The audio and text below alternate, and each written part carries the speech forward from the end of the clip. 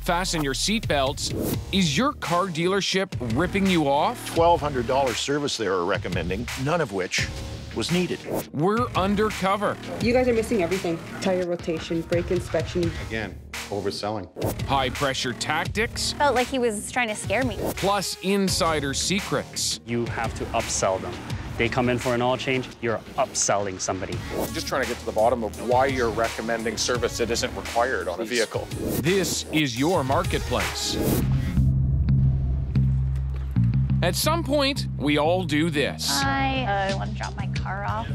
But when you bring your car to the dealership for service, First time coming here, right? Yeah, I just got it. how do you know what they recommend So it's $79.88 inspection. Okay. is what's really needed? To find out, we're recruiting Jessica Selsey. You don't really know who to trust when it comes to getting your car fixed. With her newly purchased 2008 Honda Civic. This is our bait car. First, we asked Jessica to bring it to this garage for a pre-inspection by licensed mechanic Mark Whitten. Hi, nice to meet you. Nice to meet you. Have you had any issues with it at all? Is there any lights coming on? Nope, nothing. Any rattles? Nope. None whatsoever. So it's completely dependable. It's starting, it's running all right. Yes. After taking it for a test drive, he begins. Once an instructor, Winton is now a vehicle safety advocate. The verdict? Change the wiper blades, rotate the tires. That should be it. Jessica's ready to check out what this Toronto Honda dealership recommends. Well, based on my past experience with dealerships, you know, I have a feeling they're going to try and upsell me. And Jessica's not alone. We're hearing similar concerns about upselling at dealerships from across the country, including from Kathy Knight. This looks like the road our house is on. It would be there, but it looks... Oh, that's the way to the park. Kathy likes to take her grandson Joe around Ottawa in her 2011 Ford Fusion. There's the park. See, Joe? Just past it.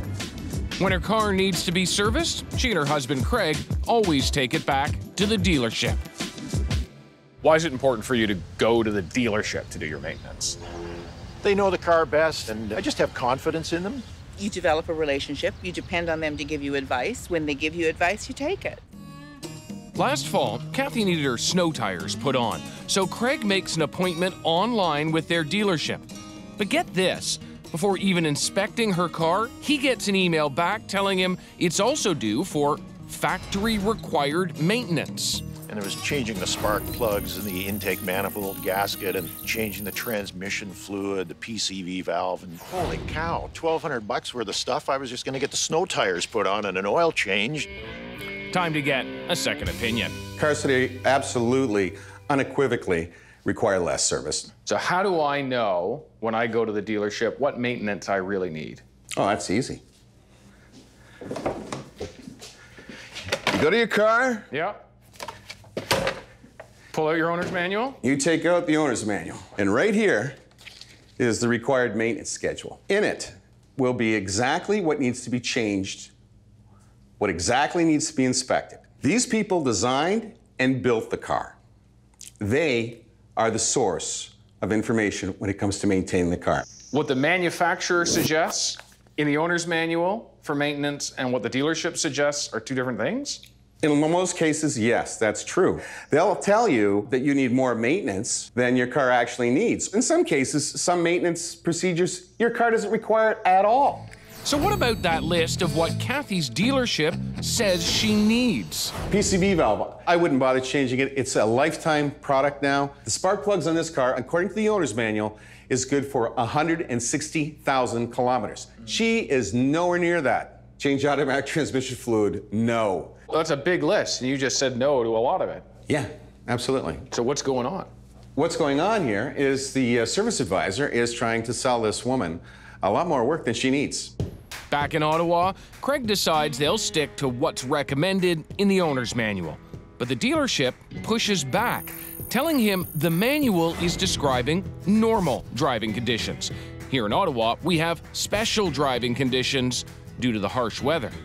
The owner's manual says nothing at all about special conditions about Ottawa or any other particular city or geographic area or country, and doesn't say anything about the cold weather. It doesn't. But it's too late for Kathy and Craig.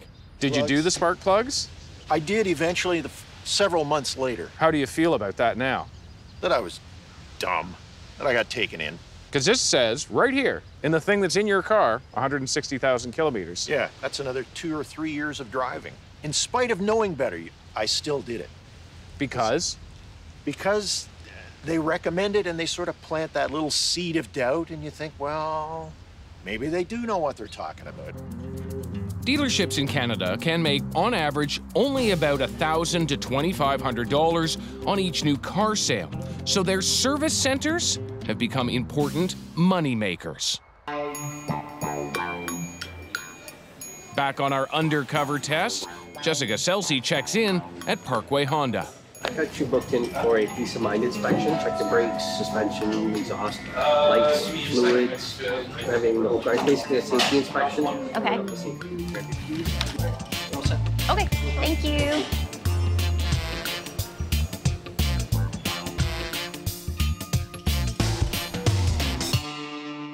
A couple hours later, Jessica gets a phone call from an assistant service manager at Parkway Honda.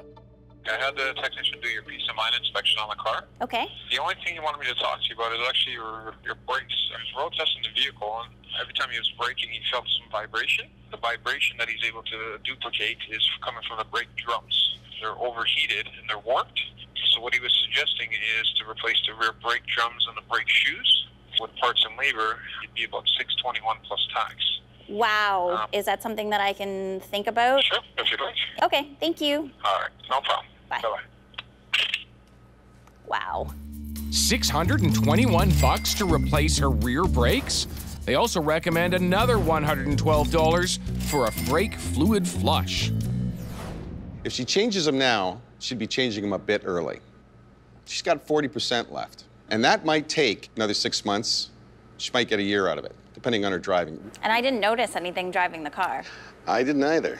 When I had the drums off, everything looked perfectly normal for that age of brake.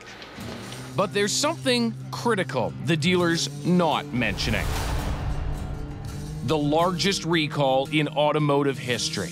Metal fragments from the exploding ammonium nitrate capsule inside Takata airbags have killed at least 14 people, hurt more than 180, including a metal shard that went through this woman's face in 2013 while she was driving her Honda Civic. I've taken the VIN off your car and run it through the Honda system. Your car has a passenger side airbag that's made by Takata that needs to be changed. Wow. So why wouldn't they have mentioned that to me?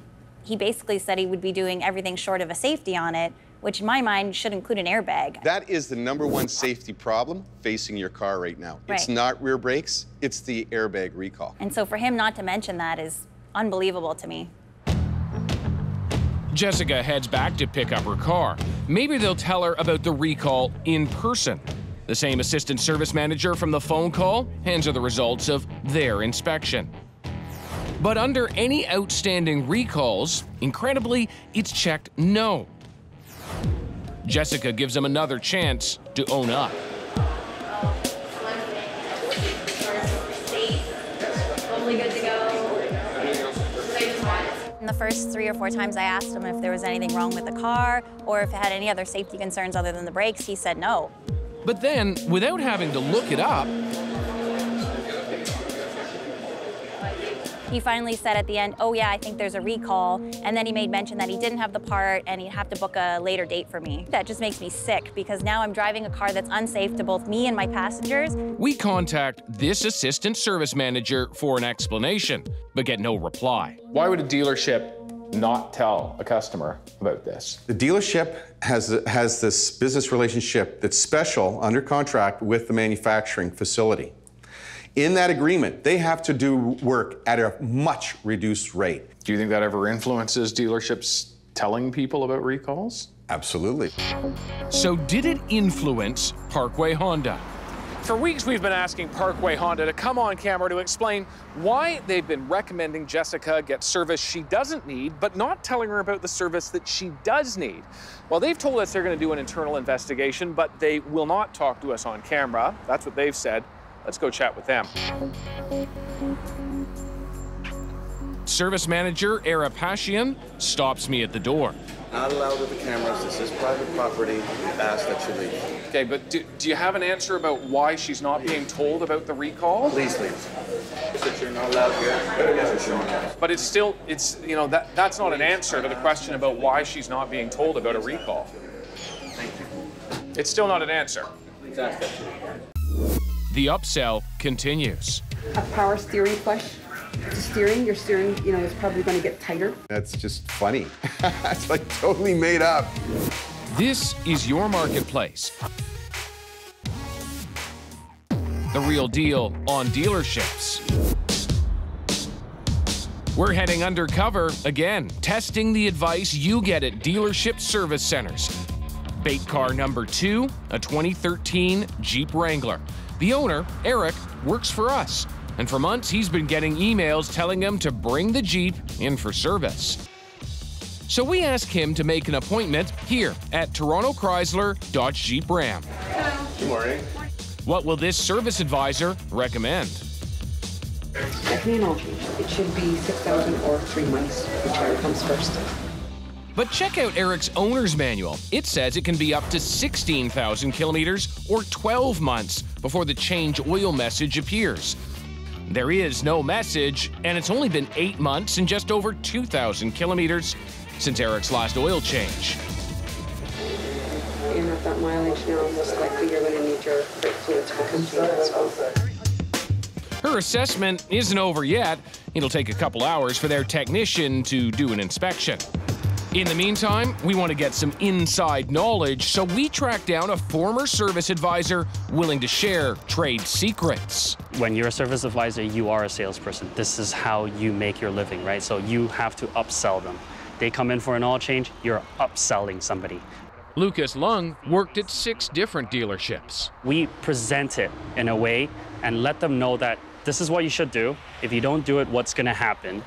I'm a customer coming in. What do you say to me right out of the gate? Hey, so I see that you're here for an oil change today. You're at 150,000 kilometers. Actually, you're due for a timing belt as well as a coolant flush. You can do it, it's up to you. But if you don't do it, what happens is the belt might wear out. And when it wears out, you know, like this could cause overheating of the engine or cause even more problems down the road. So was there ever something in the dealership that looked different from what the owner's manual said in terms of a schedule? They would have a little a board that shows you what needs to be done at what kilometers, but then there are things on the side that they do recommend that's suggested, you know, recommended, but not necessary. For example, power steering flush, throttle body service, transmission flush. You accumulate an X amount of numbers each month and you get paid based on that. Meanwhile, Toronto Chrysler's inspection is complete. Once a year for an oil change is not acceptable. Not acceptable. We show the footage to Mark Winton. You want your warranty to continue with your transmission, you have to keep up on your oil changes. If they ever ask for it, if you have a transmission problem, they're not going to warranty it. The truth of the matter is, you're going to void your warranty if you don't follow Chrysler's scheduled maintenance advice, not hers. This person is saying, you know, you need to change your oil every 3 months. No, this goes against what Chrysler says to do with its own product. The service advisor lists their other recommendations. You guys are missing everything. Tire rotation, brake inspection, you do need brakes. Really? She doesn't know we're also getting Mark Winton to do his own inspection of the Wrangler.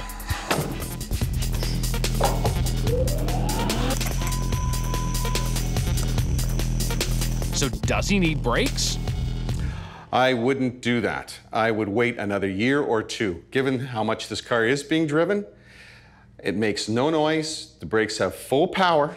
Are they worn down? Yeah, they're about half worn down. But the owner's going to get another, year or 2 out of this. No problem. The service advisor's not finished. You need an alignment, okay? You need to replace your filters. A whole bunch of things you guys need to do. Your air filter should be replaced once a year. I just inspected this car. It does not need alignment. The air filter doesn't need to be replaced once a year, according to the maintenance schedule. Again, overselling. There's a conflict of interest in this business, and it's kind of hidden. People don't know they work on commission, but they do. I would say 90% of these dealerships do work by commission. How much of your salary could end up being on commission? More than 50%. More than 50%? More than 50%. Really? One of the dealerships I have worked for, I was 100% on commission. Was that an incentive to sell something that either wasn't necessary or wasn't necessary at that moment? Yes, I would definitely say so. Being on 100% commission, I was very nervous like every day because you don't know how much you're going to be making. Some customers may not necessarily need it right away, but they're obligated to do it because of how I advise it, how I put it on the table. Back at the dealership. Your spark plugs are due. Spark plugs basically is the brain of the vehicle. If something goes wrong, first thing we're going to check is your spark plug. Well, we checked the spark plugs in the owner's manual, and it says Eric's don't need to be changed for another 107,000 kilometers or 6 more years. A power steering flush. To steering, your steering, is probably going to get tighter because it needs to be flushed at that mileage right now. They do not recommend flushing it. And as far as this other stuff, it might get tighter, the steering. That's a great one. I mean, that's just funny. It's like totally made up. Think about it, okay? Just don't wait too long. If you have any questions, just give me a call. Okay? We do have questions. We call and email, but this service advisor doesn't reply. We also contact the dealership. But getting answers from Toronto Chrysler, Jeep, Dodge, Ram, that's been the tricky part. So we're going to pay them a visit, ask in person. General Manager, Dave Dodds. Hey, how are you? Good, how are you? Good. I'm David with CBC Marketplace. David, I'm sorry, but this is private property. I'm afraid I'm going to have to ask you to go. I can go, but I'm just trying to get to the bottom of why please. you're recommending service that isn't required on a Please, vehicle, please. or why you're recommending service more frequently than the manufacturer. Do you have a sense on that? Why you're recommending that service that often? Do your service advisors work on commission? The dealership is owned by Auto Canada, based here in Edmonton. With 65 franchises across the country, it's one of the largest auto dealer groups in Canada. We do some digging and find out so far this year they have made more on service than they have on selling new and used cars combined. Well, we asked for some more information. They won't come on camera, but the president of Auto Canada writes to us and says he applauds the manufacturer's maintenance schedule without explaining why his dealership isn't using it. Will the government crack down? If someone is found guilty, the penalty can range from a fine to jail time, potentially. This is your marketplace. Get more marketplace. Sign up for our weekly newsletter at cbc.ca/marketplace. This is your marketplace. Caught on camera. My understanding was I was supposed to bring it in for regular maintenance. Aggressive upselling. You guys are missing everything. Misleading inspections. Had I not pressed him several times, he wouldn't have even mentioned the recall.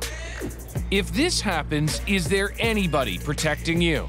To find out, I head to Ontario's watchdog, the Ministry of Government and Consumer Services. Hey, Harry, I'm David with CBC. Nice to meet you. Yeah, good to meet you. Spokesperson, Harry Malley. What does the law say about a repair shop telling you need to do something before you need to do it, or you don't even need to do it at all? Repair shops cannot offer services that aren't needed. Does that mean it's against the law? It could be in violation of the Consumer Protection Act. So they can't mislead you if it's a service that's not needed. They can't be like, this is needed to fix your car. What is the range of your power to penalize? If someone is found guilty, the penalty can range from a fine to jail time, potentially. It can go all that way? Yes. A dealership would say, this is the work that you need to do, and then we would go to experts, and they would say, no, it doesn't need to be done. Your brakes can last for months or maybe another year before they need to be changed. So in those cases, we want those consumers to reach out to us. If there was a violation, we want to know, so we can do something about it, and we can find any bad actors that may be out there. So we need the help of consumers to make us aware. You know, I think when I go and buy a car, I am aware that the salesperson makes a commission. That's how they make their money. I think a lot of people would be surprised to learn that many service advisors, people you come and meet, they too are on commission, and that they are essentially incentivized to sell you more. We want to make consumers aware that they have those rights. They need to know that when they go to these technicians, whether they get a commission or not, they can't offer you services you don't need. And we can look into that if they feel like their rights were violated. I have worked for brands that really focuses on customer service, like 100% customer service. No, you don't need to really sell. I mean, like, it's good. So there's good guys out Yes. there. Oh, absolutely. I've worked with amazing companies out there. So what can you do to prepare if you're going into the dealership? Before you go, look at the mileage on your car, see how many kilometers are on it.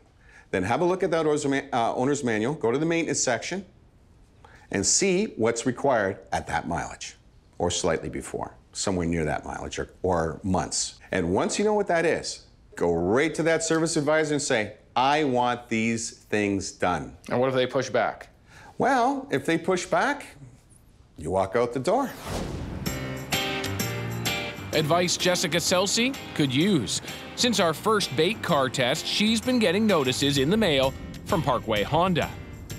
That I needed spark plugs, shocks, struts, things like that, even though my car was just there and they just inspected it. But nothing about the Takata airbag. If it wasn't for Marketplace, I wouldn't have known there was a recall on my car. Today, she's bringing it to a totally different Honda dealership to finally get that airbag replaced. It's done! Finally! What a relief! I've been so stressed out about having people in my car, having passengers. Like, I didn't realize how much it was bothering me driving in traffic until now that it's finally done. My car's safe! Yay!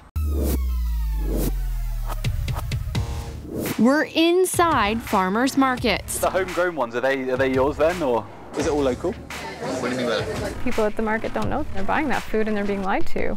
Are you really buying direct from the farm? We follow the trail. Consumers are paying a premium for your product because they think that you grew it. Are you ripping people off?